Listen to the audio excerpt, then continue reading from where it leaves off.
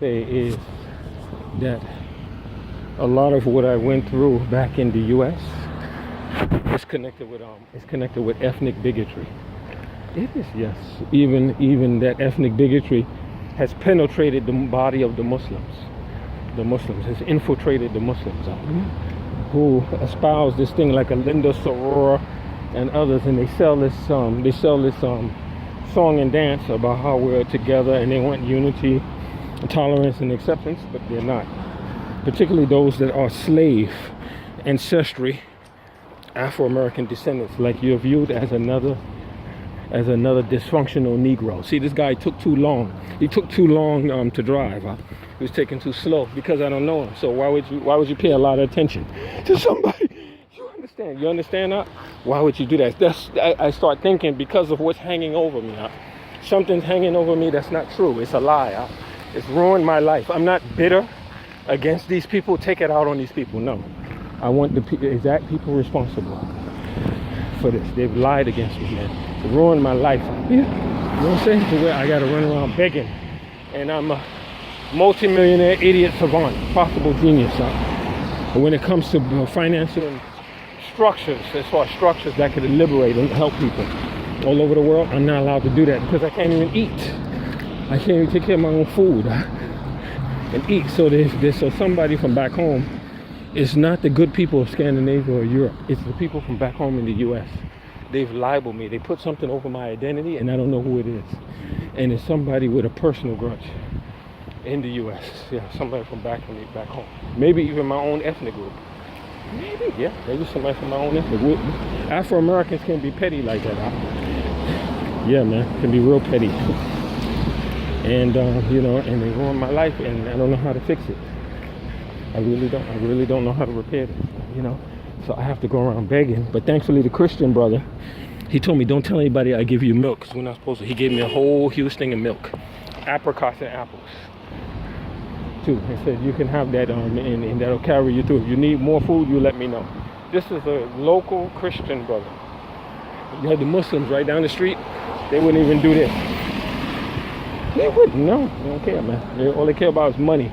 And what they do, if they show off anything, is to protect their ass so they can live comfortable in the West.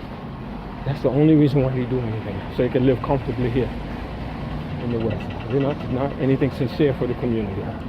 So I want to put them on their toes and say, look, they don't want to do it. I'll create the structures where the young people can have access to something and something positive will get done for the community. We'll be able to do it with or without them out. We don't need to be waiting for these cats. These cats have money. Yeah. The so-called fellow Muslims, they got money, man. They sitting on money out.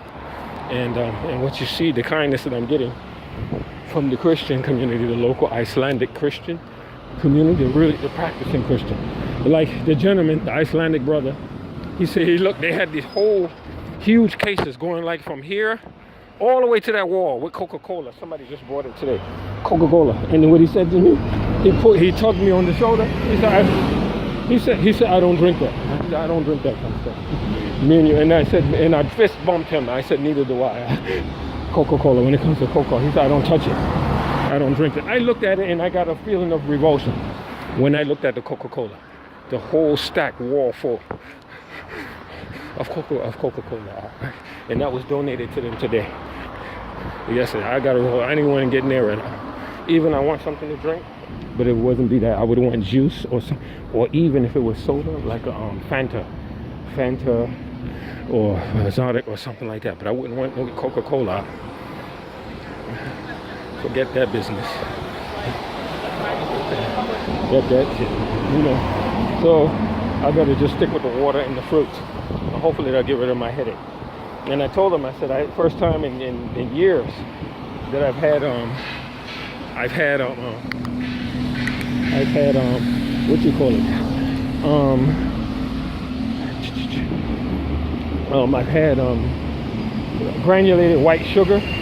I told him the first time, so yesterday that I had it and I got dog sick. I have this headache hanging over me right now. Bad headache, bad. Lingering headache. Not a migraine, but something forming. Like a frontal lobe headache. After eating that nonsense, man. which he gave me a little bit of honey too, small case of honey. See, the Muslims out there have the money. They ain't doing none of this stuff, man. Yeah, man. They basically told me to go die, the Muslims. This kind of work I'm trying to get into.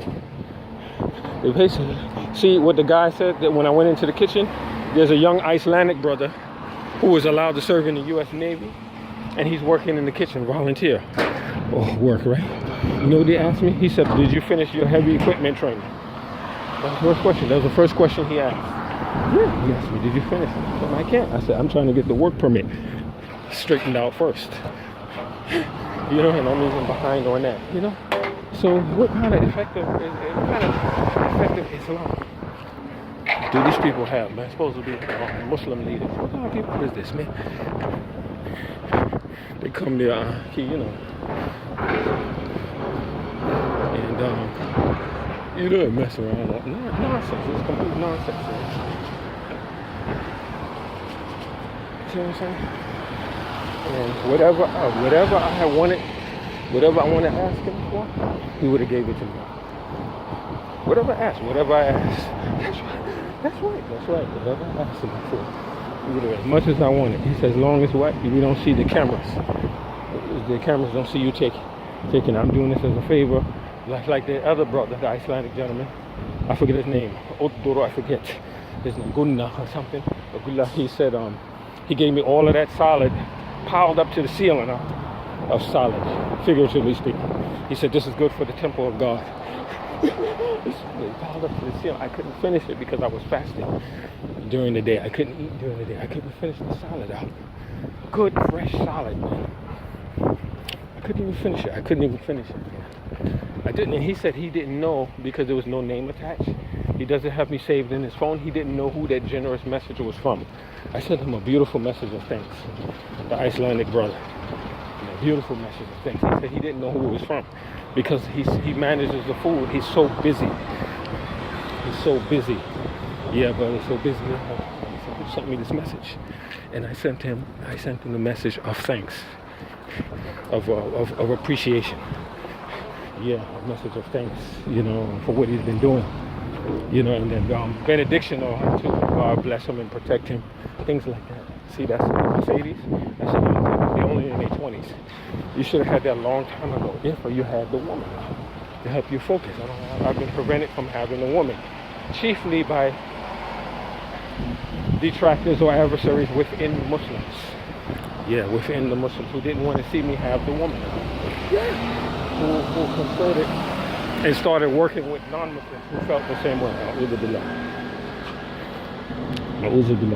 billah min dhalik.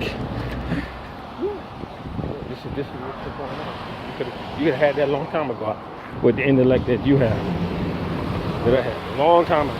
You could have had that. I could have been in Rolls Royce territory by now. Yeah, and they hit me real hard. See, this guy was doing a walk, this Asian brown dude with a green jacket, white woman. He was doing a walk like an ape, like a simian, like a monkey, kind of a walk. Yeah, the Asians are something else, man. Some of them freaking people are something else. You blame white people for things, well, they're some fucking assholes, man. Some of them.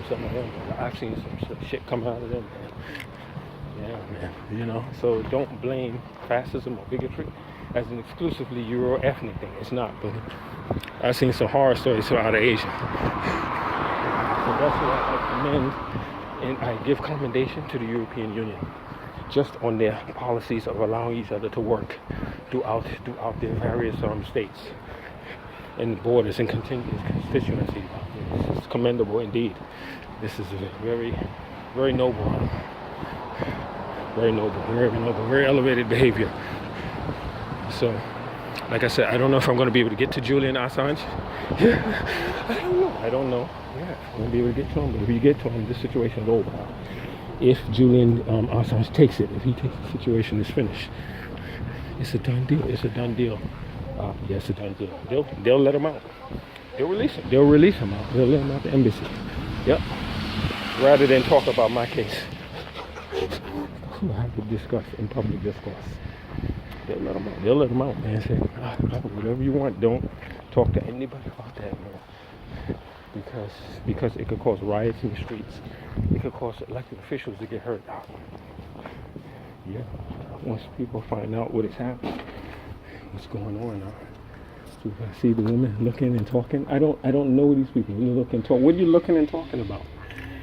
Looking and talking. This is the root of fascism. This is fascism. That's what fascism looks like. I don't know you. You don't know me. You don't know me. Yeah. You know why you paying attention to me? You don't know me. You don't know me. You know what I'm saying? I don't bother you. Yeah, it's fascism, man. Ain't no black in their right mind wants to go through this. Nobody has to go through that. You want to be able to live, to have the money to live in the South Pacific, to live in Africa, to live. Yeah, but you can't. You got people fighting you, man, to ensure that you don't make any money. So the only space.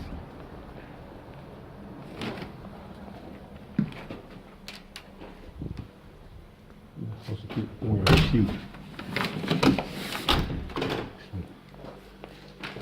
Oh, hello. Okay. The young girl is there.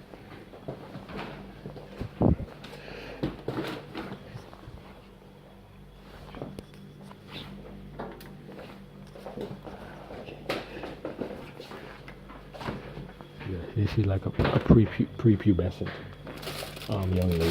She's only like about maybe 9 years old. 10 years old. I don't interfere with anybody. They're women. Sometimes here with me alone.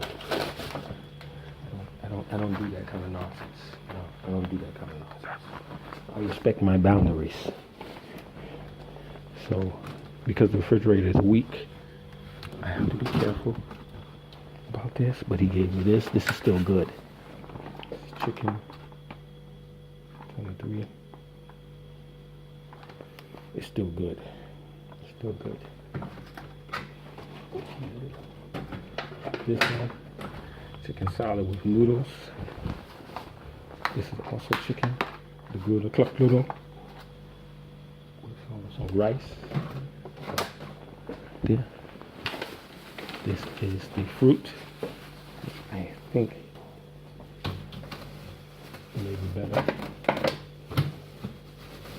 I may be able to take one. Yeah, this is apricots and peaches. Or pears or whatever. I may be able to take one. Or take the eggs. I have a few eggs left. Put it there and put the fruit and everything on top of the vegetables. See?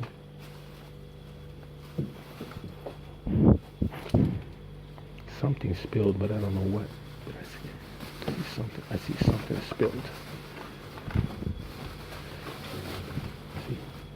And I have to beg. It's kind of it's humiliating too, man. To be from the United States and have to ask for help. It's humiliating, man. Let me take one. One may be medicine enough. Yeah. But what I'm gonna do, I'm gonna take one now and save one for later. See? So all I have is water.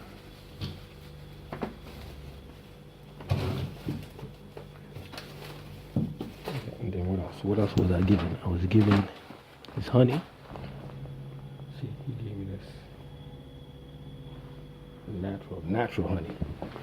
And then he gave me also this here. And inside he gave me horse meat that is done in a style similar to hamburger. But he told me there was no bread. Today they didn't have any bread. There's no bread, but it's done in a hamburger style. See what I'm saying? So this much food, as you see the Russians, they may have another part of the refrigerator.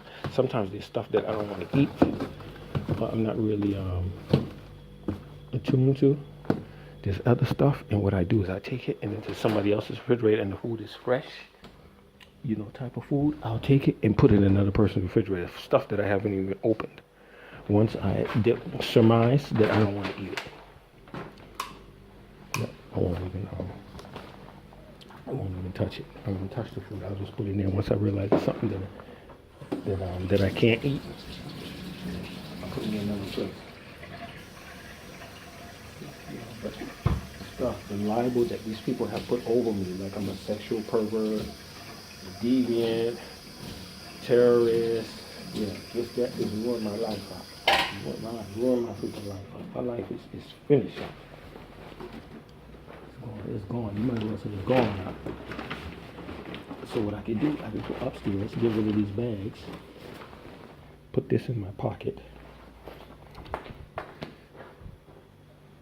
take, did I do that? I did, and I have another one.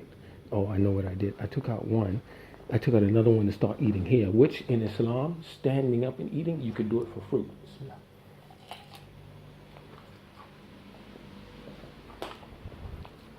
And then the honey. And they said no money, no honey. Bismillah.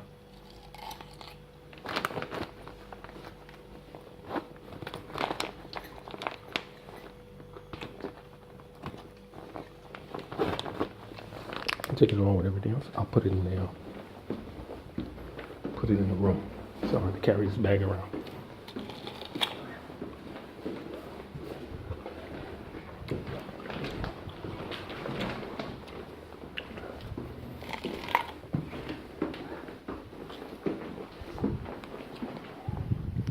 With everything that I have. Which I told the young man, he's Icelandic, but he was born here in Iceland. He went to the U.S. He has both nationalities. And I told him, the honey that was given to me today in the bag. I told him that I'm trying to get my work permission settled, but I don't have the money. I'm broke, right? That my own ethnic group wouldn't even treat me this well. Listen to me, folks. My own ethnic group wouldn't even treat me as well as I've been treated. My own ethnic group. That's the really tragic part about the whole episode. My own ethnic group wouldn't treat me this well. They would dog me out. They would leave me to rot in the street. I gotta learn Russian, man, because I'm surrounded by a lot of Russians. I don't even know how to speak it. It's kind of rude. Make sure I got both keys. So, lock the door. Let me head on the way to the library. But Misha, with my shoes on, he can't stand that. He hates that. Because he scrubs the floors himself. And the people that track all the floors, he hates that up. God bless him. He's a Coptic, he's Orthodox. Misha.